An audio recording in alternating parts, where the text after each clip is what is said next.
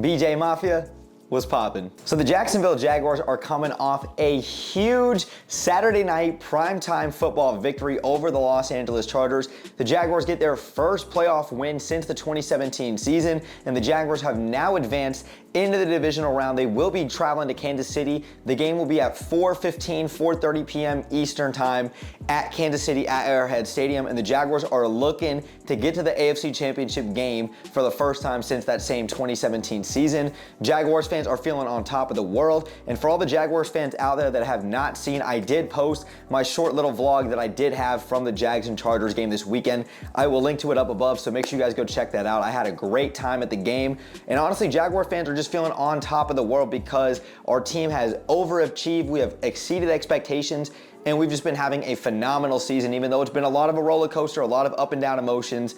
What a time it is to be a Jaguars fan right now. And as you can see from the title of this video, I'm gonna be talking about 3 reasons why here today the Jacksonville Jaguars can go out there and they can beat the Kansas City Chiefs. So let's get into this first topic, and that's gonna come with quarterback at the helm, William Trevor Lawrence, AKA Mr. Sunshine, the prince that was promised, whatever nickname you wanna give him or call him Trevor Lawrence.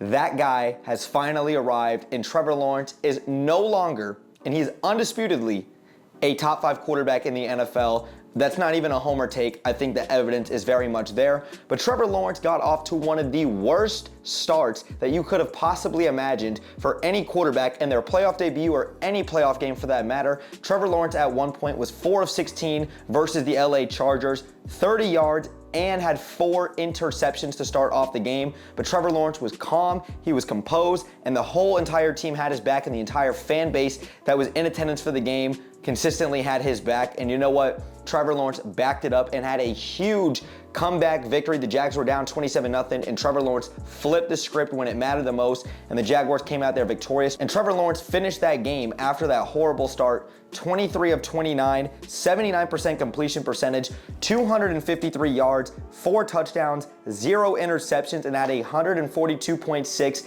passer rating. And I think the perfect passer rating you can get is like a 159. So Trevor Lawrence played out of his mind, and this was his 4th career game-winning drive when everybody was out there questioning whether Trevor Lawrence could go ahead and flip the script versus the LA Chargers, and it looked like the Jaguars were dead in the water.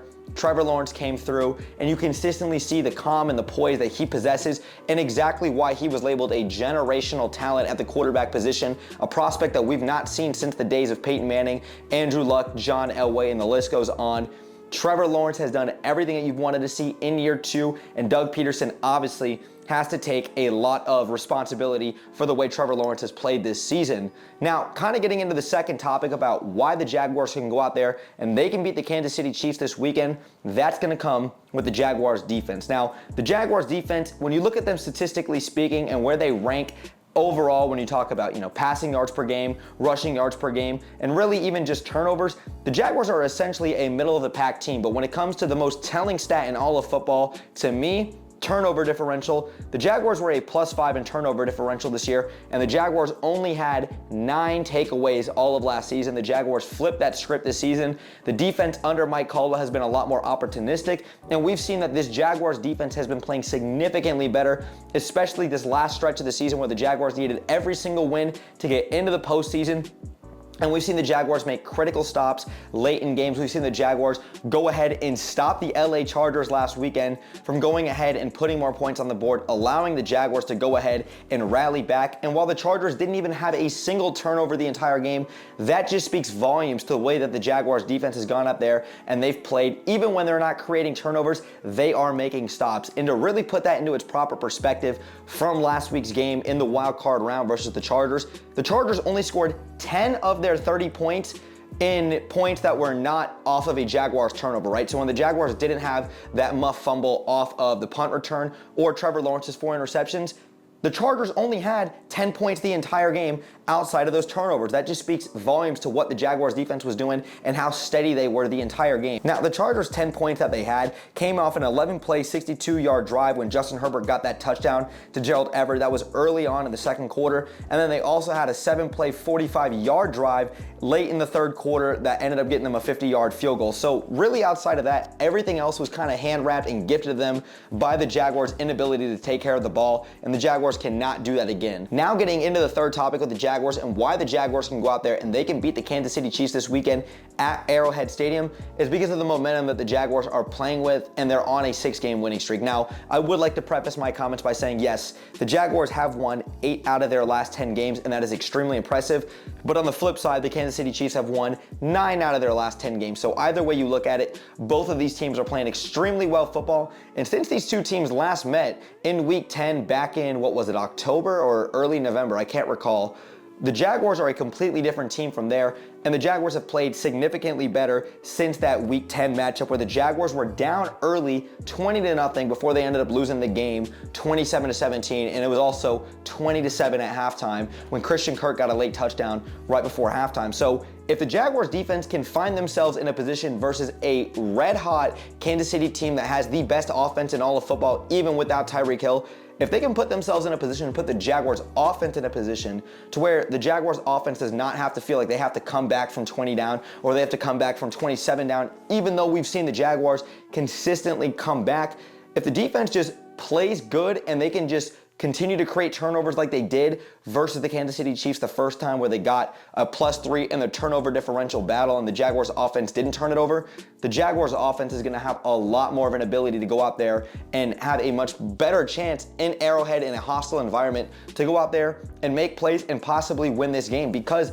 this Jaguars defense, like I've said, they've been opportunistic, and like I've said on many occasions before, they're playing with a lot of swag, they're playing with a lot of confidence, and they're playing with a lot of juice. You've seen the Jaguars defense go out there and make the necessary stops and make the critical plays when it becomes necessary. When the Jaguars get 1 sack, it feels like the Jags go out there and they get a lot more sacks, a lot more QB pressures. You've got Tyson Campbell and Darius Williams playing phenomenal defense on the outside in their coverage snaps. You've got the Jaguars linebackers out there making plays, making tackles in the open field, and just overall the defense is making these plays. And something else that does not get talked about enough with the Jaguars defense is just how electric they've been when the Jaguars need it the most, and I'm specifically talking about touchdowns and making those big plays. We had one in Week 4 when Andre Sisco got that pick 6 versus the Philadelphia Eagles. We had Rayshon Jenkins game-winning pick 6 versus the Dallas Cowboys in overtime. The Jaguars also had Tyson Campbell's fumble recovery for a touchdown versus the Texans, and Josh Allen's game-stealing get the Jaguars to the playoffs fumble recovery for a touchdown in Week 18, and the crowd went out of their mind. The Jaguars defense has done a great job by that, and the Jaguars defense, when the Jaguars offense needs to get going and they need to come back and make a late rally, the Jaguars defense has been there and they've done that. We've seen the Jaguars offense come back from 17 down versus the Raiders. They were down 17 to the Cowboys. They were down 10 to the Tennessee Titans, and they were down 27 to the LA Chargers. The Jaguars are never out of it. Even when the offense is struggling, we've seen the defense come through and make the necessary plays, and especially the big plays, and vice versa. When the defense is not struggling, we've seen the Jaguars offense do their job, and they've put the team on their back, more notably Trevor Lawrence, and that's exactly why I believe with a lot of the energy and momentum that the Jaguars are playing with, this is a prime position for the Jaguars to go out there and get a playoff victory at Arrowhead Stadium. Now, before I kind of wrap up this video and give my last thoughts, let me say I'll throw in a bonus one, and this really has to do with the momentum and the winning streak. I know I said that the Chiefs have won 9 out of their last 10, the Jaguars have won 8 out of their last 10, but we've seen it in the past, and we might see it again on Saturday evening, that a team that gets a bye week, that might not work to their benefit, right? That might be the detriment of this team. And because the Chiefs were the number 1 seed, that means that they had an extra week of rest. And like I said, that might not work to their benefit. The Jaguars have been playing essentially 2 playoff games, fighting for their lives versus Tennessee, versus the Chargers.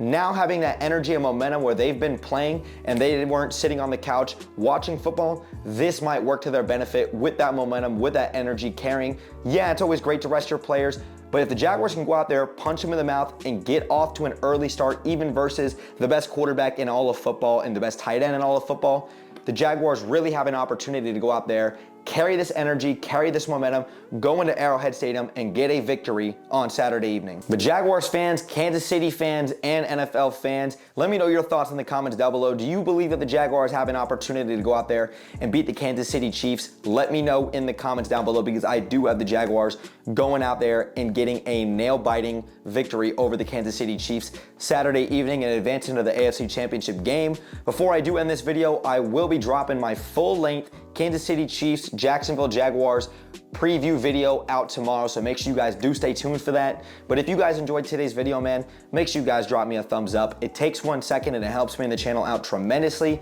And if you guys are new here, consider hitting that subscribe bell to stay tuned for more Jaguars content that I do here on YouTube. And make sure you guys go follow me on my socials, especially on Twitter. I just hit 2,000 followers, so thank you guys for all going out there and following me on Twitter. The link tree will be in the description down below.